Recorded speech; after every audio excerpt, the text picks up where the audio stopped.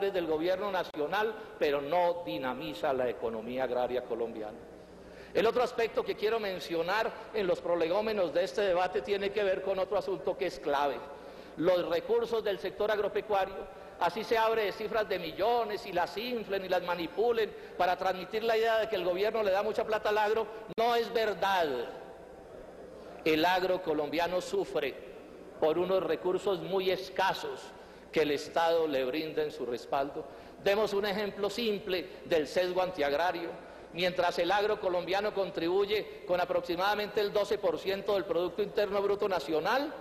del total del crédito de Colombia, al agro apenas le llega el 3%, luego está claro que hay un sesgo en cuanto al crédito y podríamos demostrarlo en otros casos, dirigido contra la yugular del sector agropecuario, que en buena medida funciona con el crédito de los agiotistas,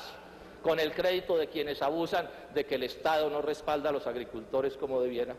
Aquí se ha dicho, y lo voy a ilustrar de esta manera, la debilidad del respaldo al agro. Los ministros y los exministros se han llenado la boca diciendo que agro ingreso seguro son 316.000 operaciones y repitan la cifra, y algunos inocentes pensarán que es mucho. Pues primero, son 316.000, dicen ellos, en 3 años,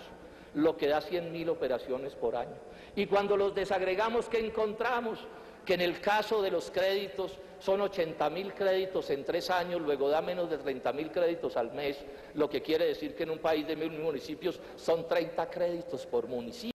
y sobre eso saca pecho el ministro Fernández y el exministro Arias diciendo de lo mucho que quieren a la gente que trabaja en el agro. Y si miramos el caso del ICR, el incentivo a la capitalización rural, que es otro mecanismo importante, tenemos 22.000 en 3 años,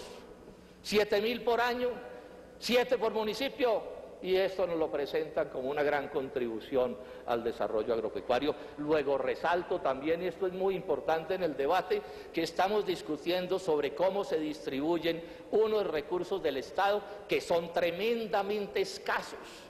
Y como son tremendamente escasos, se vuelve fundamental, colombianos, discutir cómo se distribuyen. Porque hacia aquí había plata de sobra, no importaría que estuvieran respaldándose algunos grandes productores en cantidades desproporcionadas, porque algo le tocaría a los demás. Pero cuando estamos hablando de 100.000 operaciones al año y tenemos en Colombia 2.700.000 predios,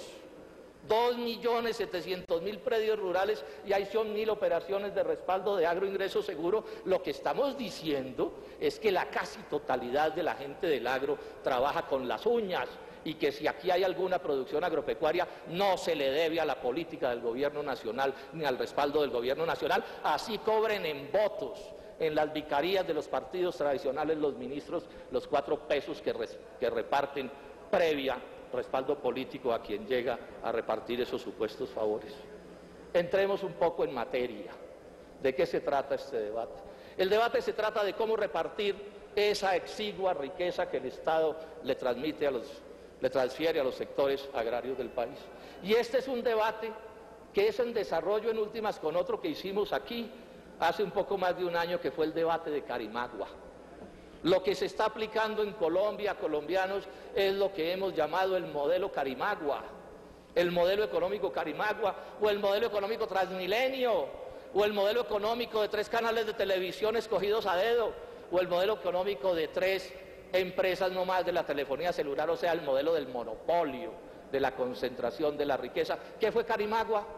17.000 hectáreas del Estado que se le deberían entregar a centenares de familias campesinas, y decidieron que solo se le entregarían a una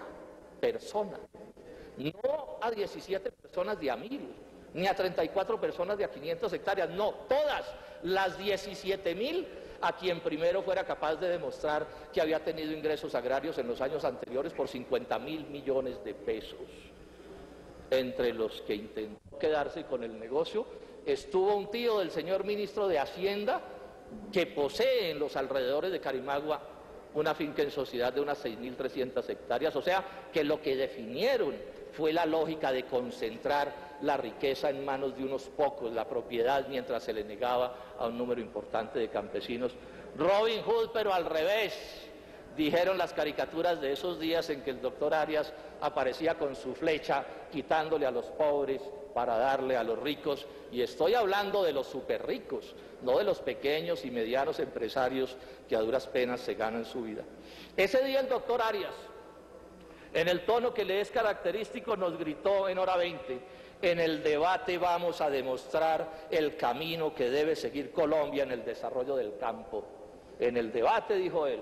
en el debate de Carimagua vamos a demostrar el camino que debe seguir el desarrollo del agro, y lo llamó como el modelo de la empresarización, que vamos a ver que es mejor llamarlo el modelo plutocrático de la concentración de la riqueza en productores de tipo monopolístico. En esos días también se aprobó aquí la Ley de Desarrollo Rural,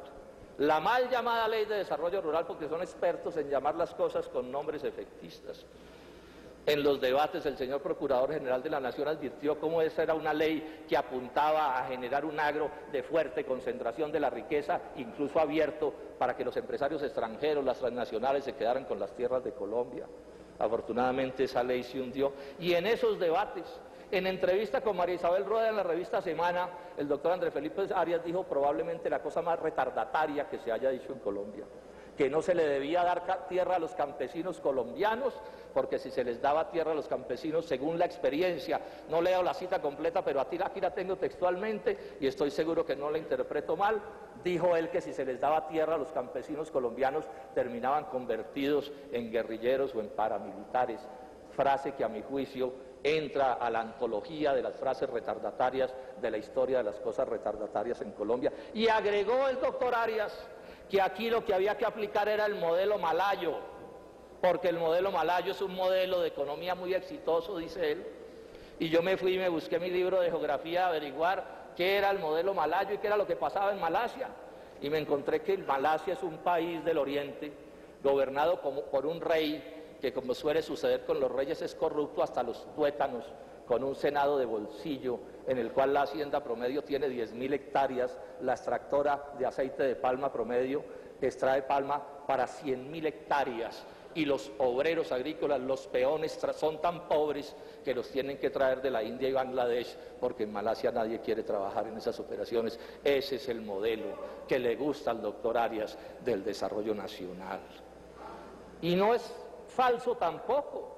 que llevemos años aquí al presidente Uribe y a los ministros de Agricultura en el propósito de entregarle la Orinoquia al capital extranjero y a las transnacionales. Aquí han traído a los grandes cacaos del mundo entero a ver cómo les entregan esa porción de Colombia en beneficio, repito, de monopolistas y de transnacionales. Y recordemos el caso de la confianza inversionista, lo hemos dicho tantas veces, privatizar en beneficio de los monopolios y de las transnacionales. El Tratado de Libre Comercio en beneficio de las grandes transnacionales norteamericanas.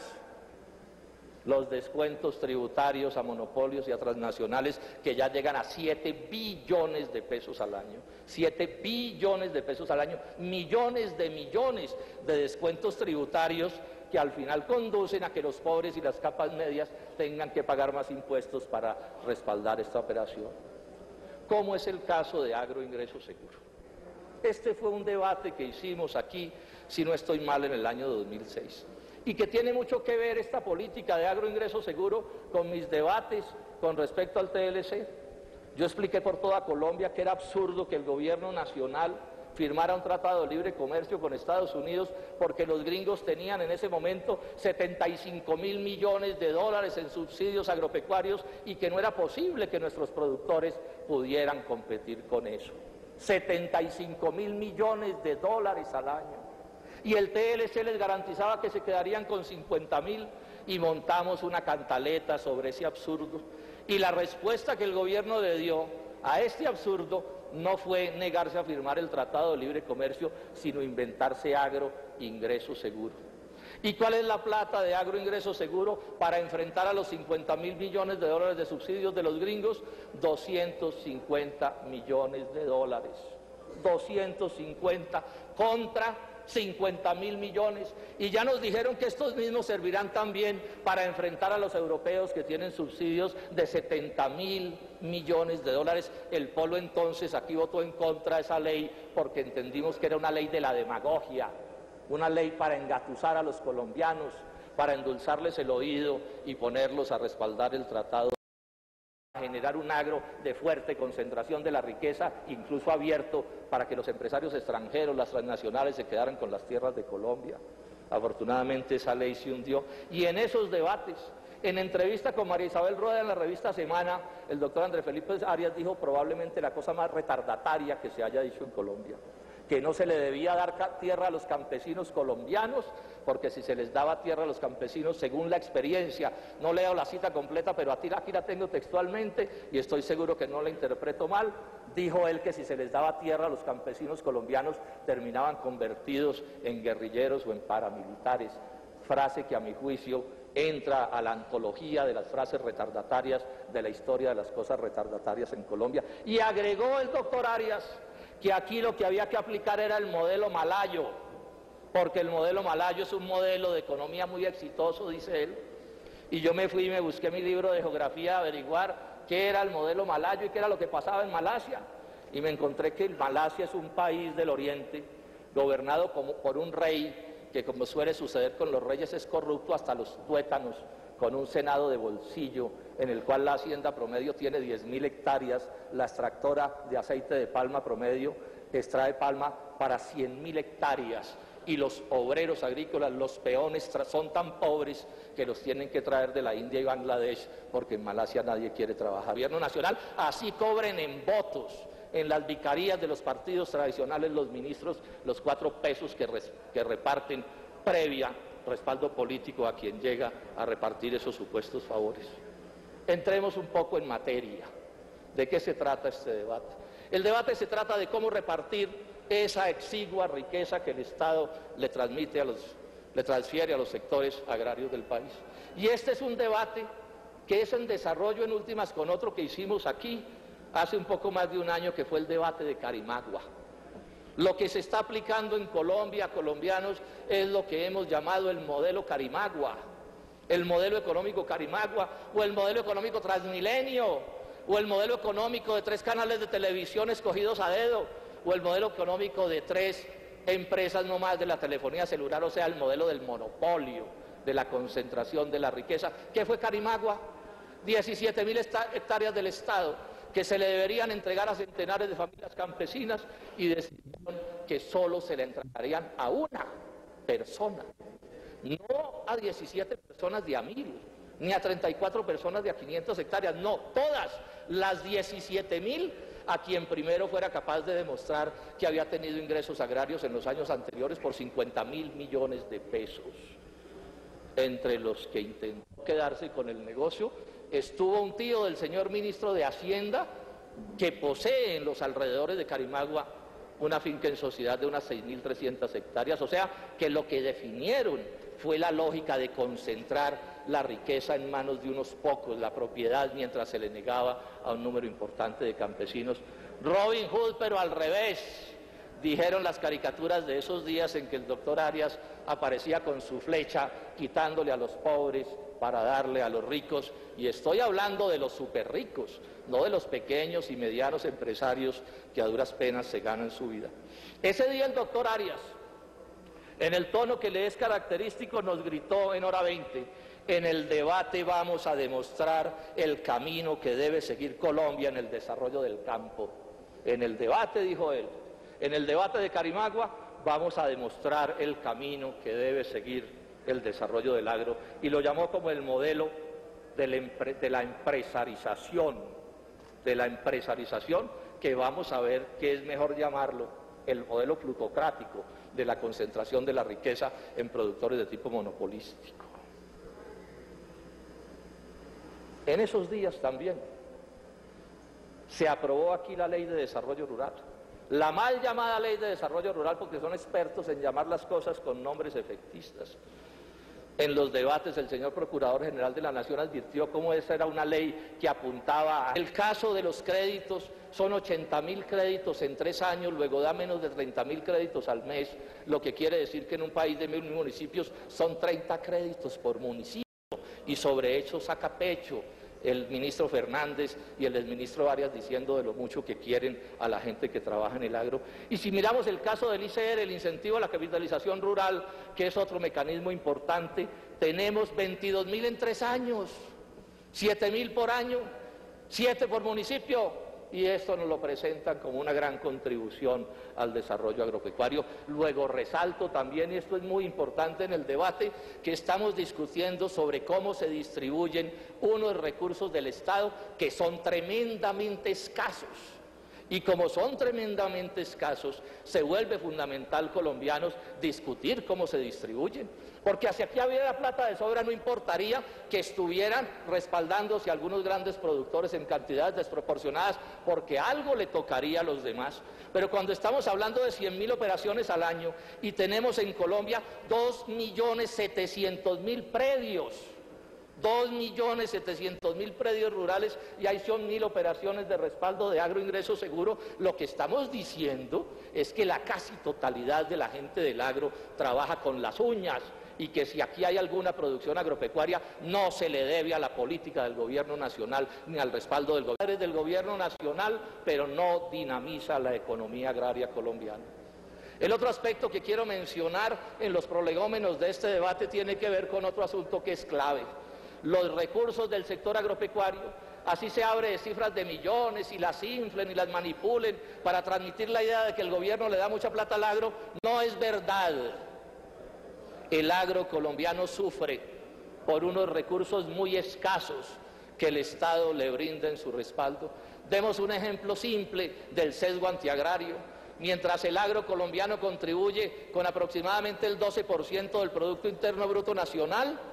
del total del crédito de Colombia, al agro apenas le llega el 3%, luego está claro que hay un sesgo en cuanto al crédito, y podríamos demostrarlo en otros casos, dirigido contra la yugular del sector agropecuario, que en buena medida funciona con el crédito de los agiotistas, con el crédito de quienes abusan de que el Estado no respalda a los agricultores como debiera.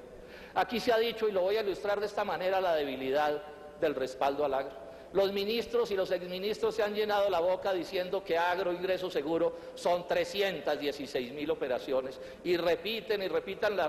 la cifra, y algunos inocentes pensarán que es mucho. Pues primero, son 316.000, dicen ellos, en 3 años, lo que da 100.000 operaciones por año. Y cuando los desagregamos, ¿qué encontramos?